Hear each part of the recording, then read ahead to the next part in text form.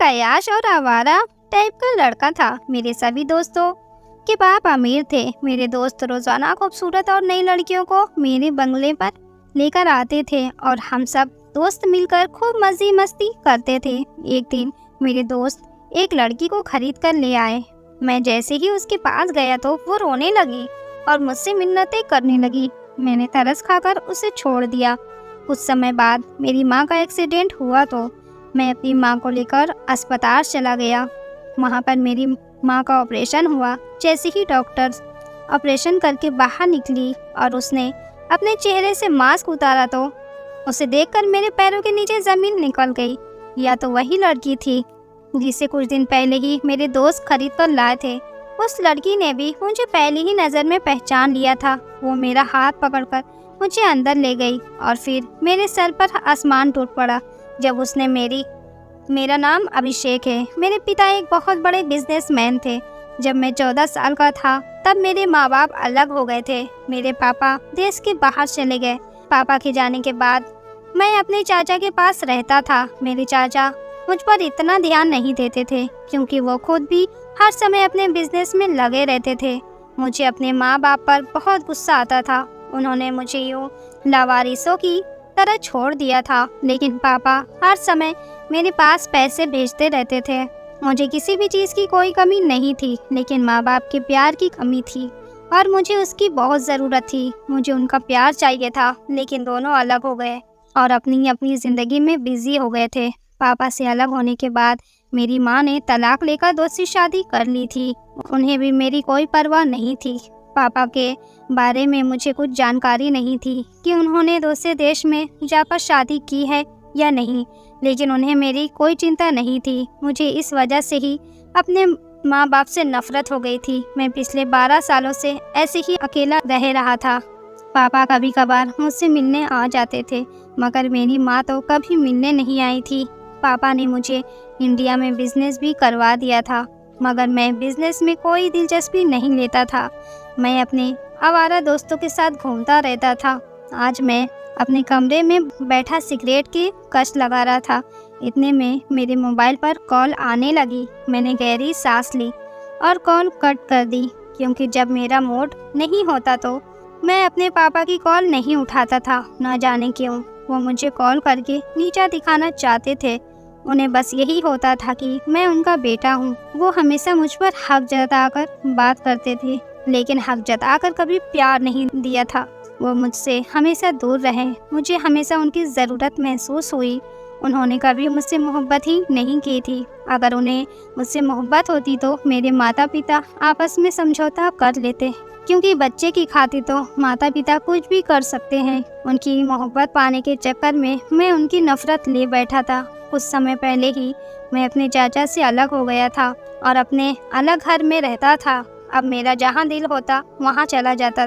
जब चाचा के घर था तो अपने मर्जी से कहीं जा नहीं सकता था, मगर अब मैं पूरी तरह से आज़ाद हो चुका था। मैंने फिर से सिगरेट लगा ली और उसकी कश मारने लगा। मुझे याद था जब भी मैं बचपन में मेरे पापा सिगरेट पीते थे तो मुझे बहुत बुरा लगता था कि पापा मेरे सिगरेट क्यों पीते हैं, लेकिन अब तो सिगरेट मेरा नशा बन चुकी थी। अगले दिन 12 बजे के समय मेरी आँख खुली। मुझे कुछ भी याद नहीं था। मैं बाहर आया तो सामने पापा का एक दोस्त बैठा हुआ था। मैंने गुस्से में उनकी तरफ देखा, क्योंकि जब भी मैं पापा से बात नहीं करता था तो पापा अपने दोस्त को मेरे घर ज़रूर भेज देते थे ताकि वो मेरी खैर खैरियत पता कर सके। अंकल मुझसे कहने लगे, बेटा तुम्हें अपने पापा से इतनी नफरत क्यों है? वो तुमसे बात करना चाहते हैं, मगर तुम हो कि उनकी कोई बात सुनने को तैयार नहीं हो। वो कहाँ रहते हैं कि आजकल तुम बहुत ज़्यादा बिगड़ गए हो। अगर तुमने यही हालत रखी तो वो तुम्हें कोई खर्चा नहीं देंगे। उनकी बात सुनकर मैं लापरवाही से बोला, तो उनसे बोल देना मत दे मुझे खर्चा। मैं कौन सा पहले भी उनसे मिन्नतें करता था कि मुझे खर्चा दे। अगर वो नहीं देंगे तो मेरा खर्चा मेरे दोस्त उठा लेंगे। अंकल हैरत से मेरी तरफ देखते हुए कहने लगे कि तुम पहले तो ऐसे नहीं थे। तुम तो अपने पापा की हर बात मानते थे। उनकी बात सुनकर मैंने हंसते हुए कहा कि पापा भी तो पहले वाले नहीं रहे। मैं बदल गया तो उसमें हैरत की क्या बात है। पापा भी तो बदल गए हैं। जो कुछ भी करता हूँ अपनी मर्जी से करता हूँ। मैं अपनी हरकतों से बाज नहीं आऊँगा। आप यहाँ से जा सकते हैं और पापा को कह देना कि उनका बेटा उनके लिए मर गया है। अंकल मुझे देखकर गुस्से से कहने लगे, अपने पापा का मुकाबला करोगे? मैंने कहा हाँ, मैं किसी का भी मुकाबला कर सकता हूँ, मुझे कोई रोक कर दिखाए। वो कहने लगे, अपने बाप के टुकड़ों पर पलकर तुम अपने बाप का मुकाबला करोगे? या याद रखना कि तुम अपने पापा के बिना कुछ भी नहीं हो। मैंने गुस्से से कहा कि हर बेटा ही अपने बाप के टुकड़ों पर पलता है, मैं कोई अनोखा नहीं हूँ, मुझे पालना उनका हक था। अंकल बोले, तुम एक बिगड़ी हुई औलाद हो। यह कहकर अंकल चले गए, मगर उनकी किसी भी बात पर असर मुझ पर नहीं हुआ था। थोड़ी देर बाद मेरा दोस्त आ गया। कहने लगा कि वह आज रात मेरे घर आएगा। मैं जानता था कि वो मेरे घर क्यों आना चाहता है। मैंने उसकी बात सुनकर ना में सर हिला दिया, क्योंकि मेरा दोस्त अक्सर मेरे ही घर पर मौज मस्ती किया करते थे और इसी वजह से मैं भी बिगड़ गया था, क्योंकि यहाँ पर कोई रोक टोक करने वाला नहीं था। पहले तो मैं उन्हें इग्नोर कर देता था, फिर धीरे धीरे मुझे भी उनके गलत कामों में मज़ा आने लगा और फिर धीरे धीरे मैं भी बिगड़ता चला गया। मेरे दोस्तों ने अपने साथ बुरे बुरे काम में मुझे भी लगा लिया। उनके साथ रहकर मैं बहुत ख़राब हो गया था, मगर अब मैं कोई बिजनेस करने के बारे में सोच रहा था, क्योंकि अगर पापा ने हाथ खींच लिया तो मैं जो इतने ऐशो आराम कर रहा था वह भी नहीं कर पाता। यही सोचकर मैं ऑफिस चला गया। आज मैं पहली बार ऑफिस आया था। ऑफिस में सब लोग मुझे हैरानी से देख रहे थे। इससे पहले पापा के दोस्त की जिद पर बहा गया था। मैंने गुस्से में जाकर सबको पहले ही दिन बता दिया था कि मैं उनका नया बॉस हूँ। रात के समय मेरे घर में पार्टी थी, इसलिए मैं जल्दी घर आ गया। मेरे सब दोस्त आ चुके थे। ड्राइंग रूम में एक लड़की भी बैठी हुई थी जो मेरे दोस्त लेकर आए थे। वो लड़की मुझे मुंह बनाकर देख रही थी। मैंने गुस्से में कहा कि मुझे ऐसे क्यों देख रही हो? मेरा दोस्त कहने लगा, क्या हो गया है, ऐसी बात क्यों कर रहे हो? वह वापस चली गई। मैंने गुस्से में कहा, जाती है तो चली जाए, मुझे इससे क्या करना है? मेरे दोस्त मुझे गुस्से में घूरने लगे। जिस तरह वह लड़की नखरे दिखा दिखा कर अपने शरीर का प्रदर्शन कर रही थी, मुझे वो लड़की बिल्कुल नहीं भा रही थी। मुझे तो उस पर गुस्सा आ रहा था। मैं अपने कमरे की तरफ जाने लगा। मेरे दोस्त ने मुझे रोक लिया और कहने लगा, पागल हो गया है, यह सब कुछ छोड़कर जा रहे हो? मैंने कहा, मैं इतना नेक भी नहीं हूँ कि यह सब कुछ छोड़कर चला जाऊँ, बस तुम लोग मेरे आने का इंतज़ार करो। यह कहकर मैं कमरे में चला गया। थोड़ी देर बाद फ्रेश होकर कमरे से बाहर आ गया, वहाँ पर उनके साथ ही बैठ गया। अगले दिन जब मेरी आँख खुली तो मेरा सर दर्द से फटा जा रहा था। मैंने मोबाइल उठाकर टाइम देखा तो 8 बज रहे थे। मुझे हैरत हुई कि मैं इतनी जल्दी कैसे उठ गया। खैर, मैं उठा, फ्रेश हुआ और ऑफिस के लिए तैयार हो गया। सारा दिन ऑफिस में गुजार कर रात को घर वापस आया और अपने दोस्त को कॉल की और उससे पूछा, आज नहीं आना है क्या? वो कहने लगा, अगर तुम कहते हो तो कोई लड़की ले आते हैं। मैंने उससे कहा, ठीक है, अभी आ जाओ। अब तो मुझे अजीब सी लत लगती जा रही थी। बिना लड़की के तो अब मेरा टाइम ही नहीं पास होता था। पापा ने मुझे अब कॉल करना छोड़ दिया था और चाचा भी हाल चाल नहीं पूछते थे। अब बिल्कुल ही मुझे खुली आज़ादी मिल गई थी। हर समय मेरे हाथ में सिगरेट होती थी। हर रोज़ लड़कियां मेरी शाम गुजारने आती थी। अब तो मेरी यही रूटीन बन गई थी। मुझे किसी की भी कोई परवाह नहीं थी। मुझे खुद ही मालूम नहीं होता था कि लड़कियां कहाँ से आती हैं। बस मुझे इतना पता होता था कि मेरे दोस्त उन्हें कहीं से खरीद कर लाते थे और उन लड़कियों को पैसे मैं देता था। समय यूं ही गुजरता जा रहा था। एक दिन रात के समय मैं लॉन में खड़ा सिगरेट पी रहा था। थोड़ी देर बाद मुझे एहसास हुआ कि जैसे कोई मेरे कमरे में है। मैं लॉन से अपने कमरे की तरफ आया। सामने देखकर मैं दंग रह गया। हैरत से मेरी आंखें खोली की खोली रह गई। मुझे बिल्कुल उम्मीद नहीं थी कि मेरे पापा अचानक मुझे बताए बगैर ही आ जाएंगे। वो मुझे देखकर कहने लगे, यह घर का हाल तुमने क्या बनाया हुआ है? मैंने गुस्से से कहा कि आपको नज़र नहीं आ रहा है, घर को घर ही बनाया हुआ है। पापा कहने लगे, या तो मुझे कहीं से भी घर नहीं लग रहा है। मैं बात बदलते हुए बोला, आपने मुझे अपने उन्होंने मेरी बात काट दी और बोले, अपनी हालत देखी है? मैंने कहा, क्यों, मेरी हालत को क्या हुआ है? बुरी है क्या? गुस्से में खाने वाली नज़रों से मुझे घूरने लगे और बोले, बुरी नहीं, बहुत बुरी है। यह तुम किन चक्करों में पड़े हुए हो? पापा की बात सुनकर मैंने कहा कि मैं क्या कर रहा हूँ, इससे आपको क्या मतलब है? आपकी मेहरबानी होगी कि आप यहाँ से चले जाएं। मुझे आपसे कोई बात नहीं करनी। मैंने गुस्से से कहा तो वह कहने लगे, ठीक है, फिर यह समझो कि तुम्हारा बाप अब तुम्हारे लिए हमेशा के लिए मर गया है। मेरे पास मत आना। यह कहकर वो वहाँ से चले गए। मैंने भी उन्हें नहीं रोका, क्योंकि जब भी वह मुझसे मिलने आते तो यही शब्द दोहराकर वापस चले जाते थे। कभी उन्होंने मुझे अपने सीने से नहीं लगाया। उनके पास मेरे लिए समय ही कहाँ था। उनके जाने के बाद मैंने एक लंबा सा सिगरेट का कश लिया और फिर लॉन में बैठ गया। ठंडी हवा चल रही थी। मैंने गहरी सांस ली। इतने में मेरे मोबाइल पर कॉल आने लगी। मैंने मोबाइल की तरफ देखा। मेरे दोस्त का नंबर जगमगा रहा था। मेरे लबों पर मुस्कुराहट बिखर गई। मैं नहीं जानता था कि मैं इतना खुश क्यों हो रहा हूँ। मैंने जल्दी से कॉल उठाई तो दूसरी तरफ से मेरी दोस्त की जगह कोई लड़की बात कर रही थी। मैंने पूछा, कौन बात कर रही हैं आप? वो कहने लगी, आपके दोस्त की दोस्त बात कर रही हूँ। उसकी बात सुनकर मुझे गुस्सा आया। मैंने गुस्से में कहा कि मुझे कॉल क्यों किया है? वो कहने लगी कि आपने मेरे दोस्त को क्यों बुरे कामों में लगा कर रखा है? खुद तो एक बिगड़े हुए इंसान हो, मेरे दोस्त को भी बिगाड़ रखा है। अगर आपके अंदर रत्ती भर भी शर्म है तो फिर मेरे दोस्त को इन कामों से दूर ही रखना। आपकी वजह से मेरे दोस्त मुझसे दूर होते जा रहे हैं। उसकी बात सुनकर मुझे गुस्सा आ गया और इस कदर गुस्सा आया कि मैंने अपनी मुट्ठियाँ भींचकर कॉल काट दिया, क्योंकि अगर वो कुछ और कहा देती तो यह मेरी बर्दाश्त से बाहर था। मुझे बहुत हैरत हो रही थी कि यह लड़की कौन थी। मैं एक बार उस लड़की को देखना चाहता था। उससे बदला लेना तो बात की बात थी। मैंने थोड़ी देर बाद उसी नंबर पर कॉल किया। अब मोबाइल मेरे दोस्त के पास ही था। मैंने कहा कि एक लड़की ने इसी नंबर से मुझे फ़ोन किया था और मेरी बेइज्जती की। मैंने कहा कि अगर वो तुम मुझसे दोस्ती रखना चाहते हो तो तुम्हें मेरा एक काम करना होगा। वो कहने लगा, भाई तुम्हारे लिए तो जान हाजिर है, बोलो क्या करना है? मैंने कहा, आज तुम्हारे पास थोड़ी देर पहले जो लड़की थी वह कौन थी? मेरी बात सुनकर वो हंसते हुए कहने लगा कि वो तो मेरी एक पुरानी दोस्त थी। वो ऐसे ही ज़रा दिमाग की सटकी हुई लड़की है, उसकी बातें दिल पर मत लो। मैंने गुस्से में कहा कि मुझे वह लड़की चाहिए। वो कहने लगा, आई पागल हो गए हो क्या? क्या बोल रहे हो? वह ऐसी वैसी लड़की नहीं है, मुझे बहुत प्यार करती है। उसकी बात सुनकर मैंने कहा, पागल नहीं हुआ, मुझे बस वही लड़की चाहिए। अगर दे सकते हो तो ठीक है, वरना मुझे कभी कॉल मत करना। यह कहकर मैंने कॉल काट दिया। मैंने उसे बेबस कर दिया था। मैं जानता था कि वो मुझसे बहुत प्यार करता है और मेरे लिए कुछ भी कर सकता है। अब मैं उसकी कॉल का इंतज़ार करने लगा। उस लड़की के लिए मैं पागल हो रहा था।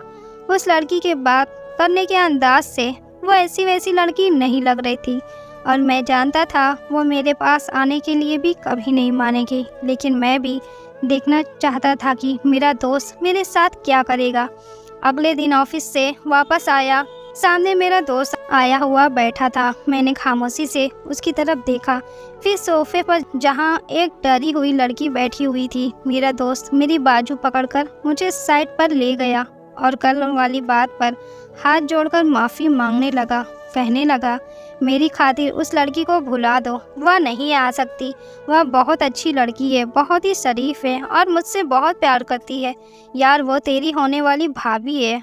हाँ, मैं यह लड़की लाया हूँ। और फिर मैंने अपने दोस्त की खातिर कल वाली लड़की को भुला दिया और मैं उस नई लड़की को देखने लगा। वह मुझे बहुत अजीब सी लग रही थी। चेहरे पर मासूमियत छाई हुई थी। डर की वजह से उसके हाथ कांप रहे थे, जिन्हें वह छुपा रही थी। मेरा दोस्त कहने लगा कि कल सुबह मैं आकर इसे ले जाऊंगा।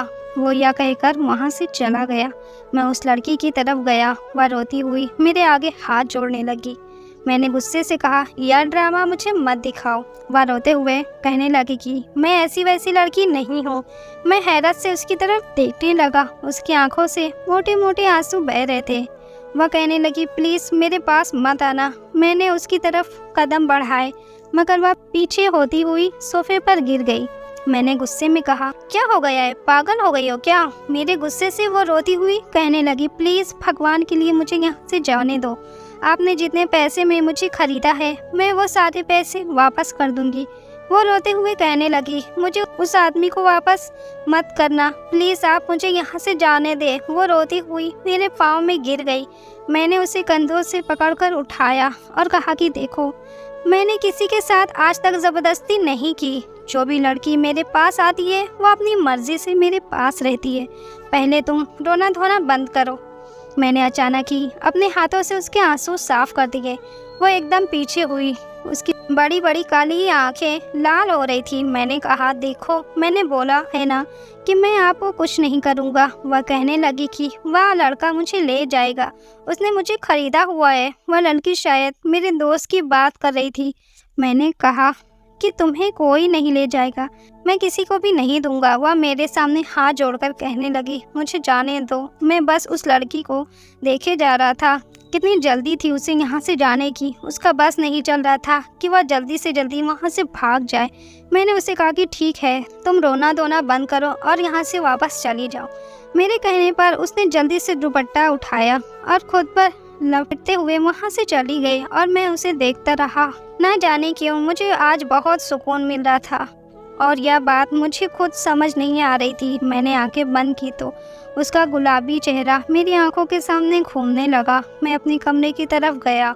मुझे नींद आने लगी थी। आज से पहले तो मैं रात देर तक जागता रहता था, मुझे कभी नींद नहीं आई थी। मैं बेड पर लेटा, मेरी आंखों के सामने ना जाने क्यों वही लड़की बार बार आ रही थी। फिर अचानक मुझे अपने दोस्त का ख्याल आया।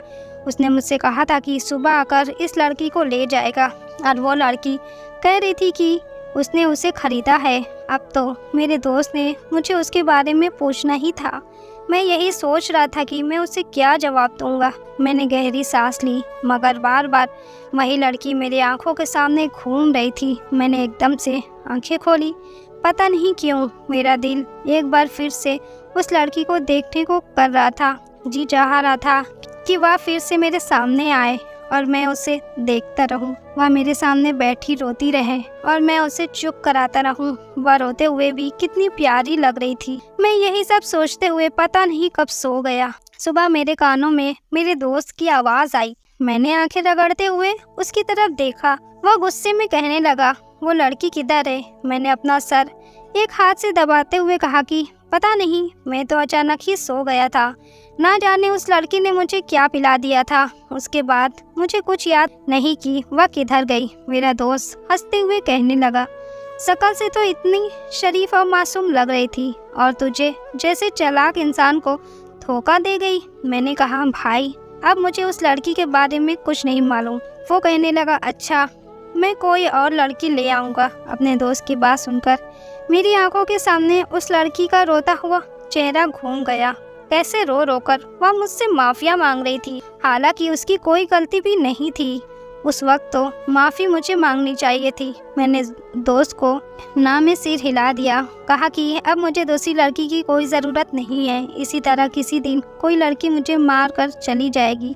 मेरा दोस्त मेरी बात पर हैरान हुआ, कहने लगा कि तुम कब से लड़कियों से डरने लगे? उसकी बात सुनकर मैं हंसते हुए बोला, मैं भला लड़की से क्यों डरूंगा, मैं तो बस ऐसे ही मजाक कर रहा था। वो कहने लगा, तुम बहुत बिगड़ गए हो। उसकी बात सुनकर मैंने कहा कि मैं सुधर भी सकता हूँ, तुम चिंता मत करो।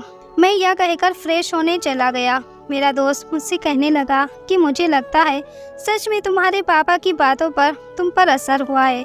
मैं उसकी बातें सुनकर मुस्कुरा दिया और कहा, मुझे देर हो रही है, मैं ऑफिस जा रहा हूँ। मैं यह कहकर निकल गया। रास्ते में कुछ लेने के लिए मैं एक शॉप में दाखिल हुआ। अचानक से मेरी एक औरत के साथ टक्कर हुई। मैंने जैसे ही उसकी तरफ देखा तो मेरे होश उड़ गए। मैं एक टक बिना पलके झपकाए उन्हें देखे जा रहा था। वो शायद मुझे पहचान नहीं पाई थी, मगर मैंने उन्हें पहचान लिया था और अचानक ही मैं बोल पड़ा, मम्मी आप। मैंने जब उन्हें मम्मी कहा तो वह हैरत से मेरी तरफ देखने लगी। मैं अचानक ही उनके सीने से लग गया। मैंने हमेशा सोचा था कि अपनी माँ से बात नहीं करूँगा, मगर उन्हें सामने से देखकर ना जाने क्यों मुझे क्या हो गया था। मैं दुकान पर ही था, दुकान पर ही अपनी माँ के सीने से लगकर रोने लगा। इतने समय की उदासी मेरे अंदर भरी हुई थी। मुझे बहुत सुकून मिला था। मैं उन्हें घर ले आया। वो बिल्कुल खामोश थी। मैंने उनकी तरफ देखते हुए कहा कि आप मुझे छोड़कर क्यों चली गई थी। मेरी तरफ वो देखते हुए बोली कि मुझे माफ़ कर दो बेटा, तुम्हें छोड़कर जाने के बाद मैं भी सुकून की ज़िंदगी गुजार नहीं पाई हूँ। मुझे बहुत शर्मिंदगी है। न जाने क्यों मुझे क्या हो गया था कि तुम्हारे पापा के साथ जिद कर ली कि मैं उनके बिना रह सकती हूँ। हालांकि तुम्हारे पापा से दूर रहने के बाद और दूसरी शादी करने के बाद मुझे एहसास हुआ कि मैंने कितनी बड़ी गलती की है। मेरे दूसरे पति ने मुझे तलाक दे दिया और अब वह पता नहीं मुझे छोड़कर कहाँ चला गया है। मैं आजकल बिल्कुल तन्हा रह रही हूँ। मुझ में हिम्मत ही नहीं है कि मैं कभी तुम्हारा सामना कर सकूँ। तो मैंने गुस्से से कहा, तो छोड़कर मुझे क्यों गई थी? नहीं छोड़कर जाती तो, मैंने रोते हुए कहा। तो वो कहने लगी, बेटा मुझे अभी जाना है, लेकिन मैं वादा करती हूँ कि कुछ दिनों के बाद मैं हमेशा हमेशा के लिए तुम्हारे पास आ जाऊंगी। वह यह कहकर जाने लगी। तो मैंने कहा, मत जाए माँ, मत जाए मुझे छोड़कर। मैं आपके बाद अब दोबारा जीना छोड़ दूंगा। आपकी वजह से मैं ऐसा हुआ, मेरा दिल बहुत घबरा रहा था जैसे आप फिर पहले की तरह चली जाएंगी और फिर लौट कर नहीं आएंगी।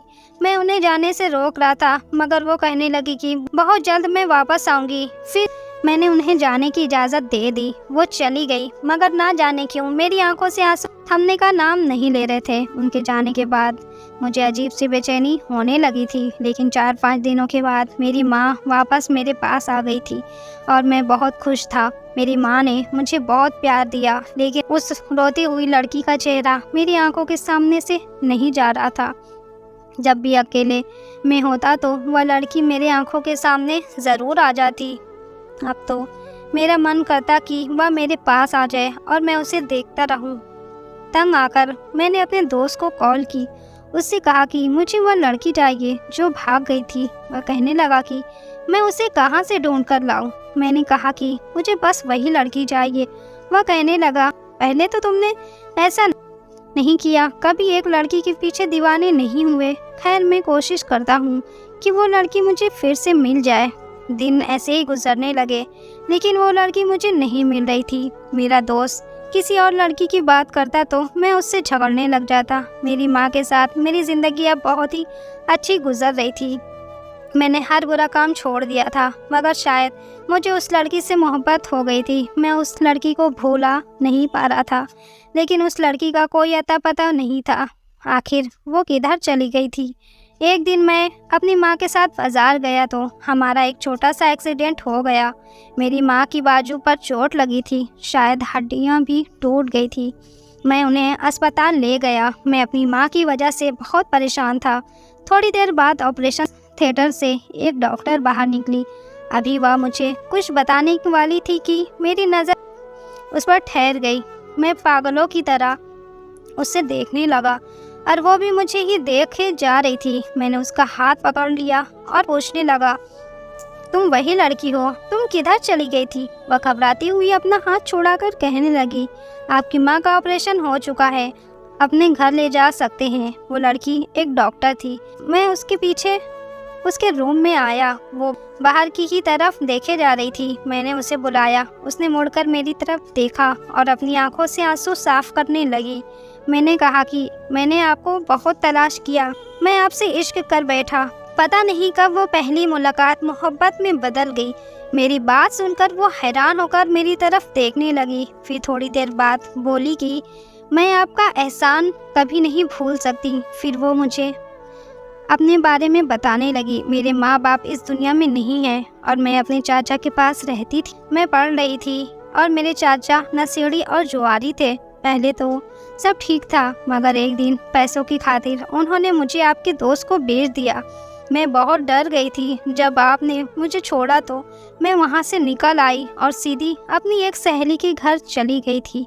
उसकी फैमिली बहुत अच्छी थी। उन्होंने मेरा बहुत ख्याल रखा था और मेरी पढ़ाई को पूरा करवाया। मैं एक डॉक्टर बनी, लेकिन जानते हैं मैं इन सब का जिम्मेदार आपको समझती हूँ। अगर आज मैं यहाँ पर हूँ तो बस आपकी वजह से हूँ। मैंने कहा तो फिर मुझसे शादी कर लो, मेरे एहसान का बदला चुका दो, मैं तुम्हारे बिना नहीं रह सकता। उस लड़की ने नाम में सर हिला दिया और कहने लगी, आप अच्छे इंसान नहीं हैं, अपने माँ बाप के साथ में नहीं रहते, आपको तो रोज़ एक नई लड़की चाहिए, आपके साथ शादी करके मैं अपनी ज़िंदगी नर्क नहीं बना सकती। उसकी बात सुनकर मैं कहने लगा कि मैं अपनी माँ के साथ रहता हूँ, मैंने सारे गलत काम करने छोड़ दिए हैं और मुझे सही राह पर लाने वाली सिर्फ तुम हो। तुमसे पहली मुलाकात के बाद मैंने अपने सारे गलत काम छोड़ दिए हैं। जिस तरह तुम अपने अच्छे करियर की वजह मुझे समझती हो, इसी तरह अपने आप को अच्छा इंसान बनने की वजह मैं तुम्हें समझता हूँ। मैं बहुत छोटा था तब मेरे माँ बाप अलग हो गए थे, माँ ने भी मुझे छोड़ दिया था और उन्होंने दूसरी शादी कर ली थी। मैं अकेला हो गया था, मुझे कोई कुछ कहने वाला नहीं था, जहाँ दोस्त ले जाते चला जाता, पापा पैसा भेज देते, पैसे की कोई कमी नहीं थी, खुद भी अय्यासी करता और अपने दोस्त को भी करवाता था, इसलिए मैं बिगड़ गया था। मगर जिस रात तुम मेरे पास आई थी मुझे बहुत अजीब लगा था। तुम्हारी आंखों में आंसू देखकर, तुम्हें रोता हुआ देखकर मुझे कुछ हुआ था। मैं इतना रहम दिल नहीं था जो कि तुम्हें छोड़ देता, मगर पता नहीं क्यों तुम्हारे आंसुओं ने मुझे मजबूर कर दिया। वो मेरी तरफ देखे जा रही थी, शायद उसे विश्वास नहीं आ रहा था कि सच में मैं बदल गया हूँ। मैंने गहरी सांस लेकर उसकी तरफ देखा, उसके कदमों में बैठ गया और उसे यकीन दिलाया कि मैं भी अब एक अच्छा इंसान बनकर उसके साथ ज़िंदगी गुजारना चाहता हूँ। और शायद उसे भी मेरी मोहब्बत पर यकीन हो गया था। उसने मुस्कुराते हुए हाँ में सर हिला दिया। मैं जब माँ को घर लेकर आया तो उन्हें उस लड़की के बारे में बताया, वो भी शादी के लिए मान गई। मैं बहुत खुश हुआ। जल्द ही मेरी उसके साथ शादी हो गई और सुहाग रात को जब मैं अपनी पत्नी के कमरे में जा रहा था तो मेरे दिल की धड़कनें ऐसे धड़क रही थी जैसे मैं पहली बार किसी लड़की से मिलने जा रहा हूँ। हालांकि इससे पहले मेरी कोई रात ऐसी नहीं होती थी कि मैं किसी लड़की के बाहों में ना सोया हूँ, लेकिन ऐसा लग रहा था कि जैसे आज मेरा पुनर्जन्म हुआ हो।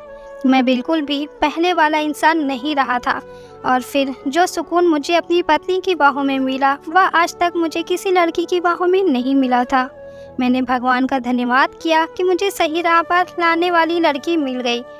सच कहते हैं एक अच्छा इंसान बहुत से लोगों को अच्छा बना देता है। उस लड़की की एक मुलाकात ने ही एक बिगड़े हुए लड़की को सुधार दिया और आज मेरी वजह से मेरे दोस्त भी सुधर गए थे। मेरे दोस्त ने भी उस लड़की से शादी कर ली थी जिसने मुझे फ़ोन करके मुझसे पूरी बातें की थी। वो लड़की भी मेरी बहुत एहसानमंद है कि उसकी वजह से उससे उसका प्यार मिल गया था। आज मैं अपनी पत्नी और अपनी माँ के साथ हंसी खुशी ज़िंदगी गुजार रहा हूँ। दोस्तों वीडियो अच्छी लगी हो तो वीडियो को लाइक और चैनल को सब्सक्राइब ज़रूर करिएगा। Thank you so much YouTube family.